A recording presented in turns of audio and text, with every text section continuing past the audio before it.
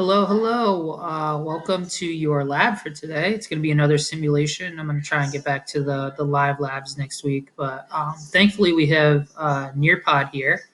And what we can do is I'm going to drop this video in after the first few slides, let you answer some questions, and then drop another video in. So before every time you have to answer a question, there's going to be a video from me. So make sure you're watching them so you're keeping up and you know what to do. I'm not going to be giving you any of the answers this time. So just be aware of that and make sure that you are, after you watch the video, answering the question to the best of your ability. So let's get ready. This is a lab about speed and energy. Our essential question is, how can we analyze the energy of an object? Another reason I'm doing this is I know I was in middle school before that many of you are probably skipping through these and just getting to the questions, but I'm going to have you watch this video so that you are following along.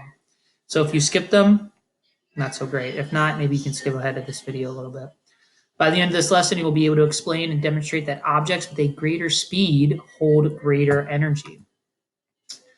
Why? Your door is stuck. You push and you push, but it won't budge. You get the bright idea to try getting a running start on your push. You step back a few paces and launch yourself at the door. It opens. Why did running help you move the door? How did the energy in your body affect the energy in the door? So that's just a scenario where we're going to learn a little bit more about.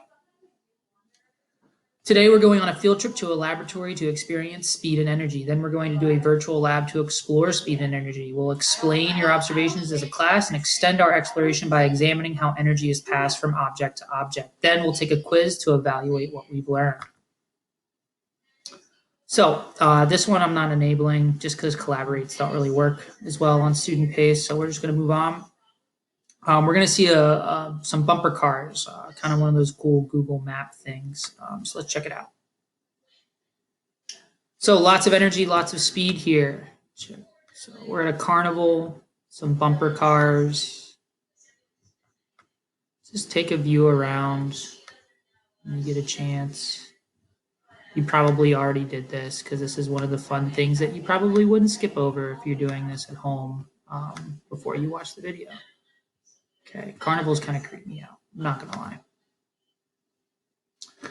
Describe what you saw on the field trip. How do you think speed affects bumper car collisions?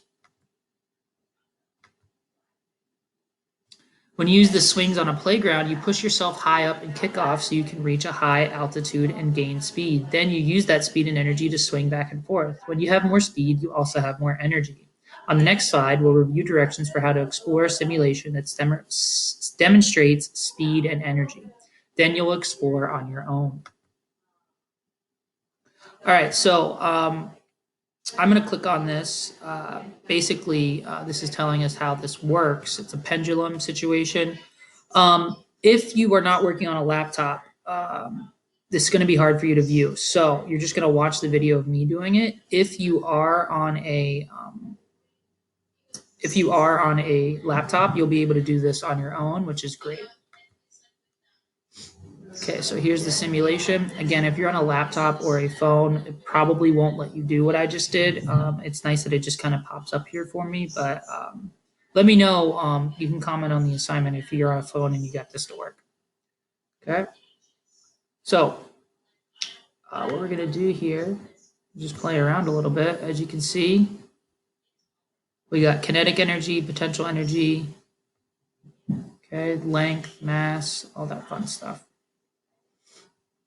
I'm going to pause this and see what our question is going to be. Open-ended question. Explain 2 ways you changed the pendulum. How did it affect the pendulum's speed? How did it affect the pendulum's energy? So let's go back. Okay, so looks like I can change length, mass, gravity, friction. I'm not going to play around with friction, but we are going to just take a look at this over here. Okay, so here's one. Let's change the length. Okay, so I made it longer. Let's pull it up. When I made it longer, there's the energy. When I made it shorter, there's the energy. Okay, so that is length. So on the next slide, let's go ahead and start our open-ended question here. I'll do a sentence starter for you. When I change